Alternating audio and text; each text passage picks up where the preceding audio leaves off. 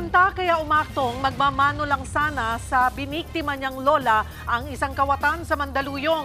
Yan ay kahit pa itinago na niya ang cellphone ng lola sa kanyang salawal. Nasa frontline ng balitang yan, Simon Gualvez.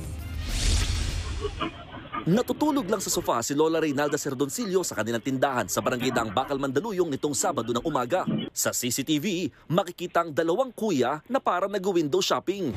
Ang lalaking naka-jersey sumilip sa pinto. Biglang pumasok at ayun na nga, may kinuha. Isinuksok niya ito sa kanyang salawal saka lumabas.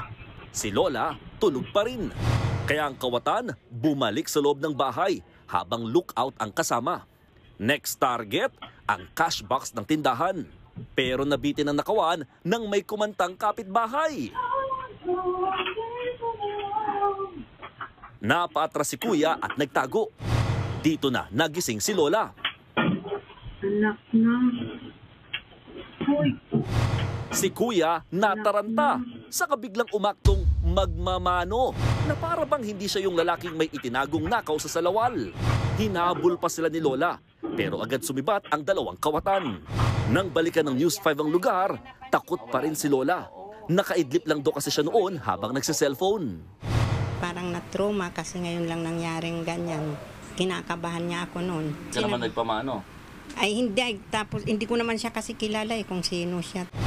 Buti na lang daw, hindi nakuha ang cash box na may lamang 10,000 pisong kita ng tindahan. Pero tinangay ang cellphone ni Lola. Ayon sa barangay, malinaw na salisi ang nangyari. Nakilala naman ng mga kawatan na taga-kabilang barangay at mga notorious daw talagang magnanakaw. Hinihintay na lang ang arrest warrant laban sa mga kawatan. Nagbabalita mula sa frontline, Mon Gualvez, News 5. Mga kapatid, Cheryl Cosing po. Maging maalam at may pakialam sa mga napapanahong issue at headlines. Mag-follow at mag-subscribe na sa social media pages ng News 5.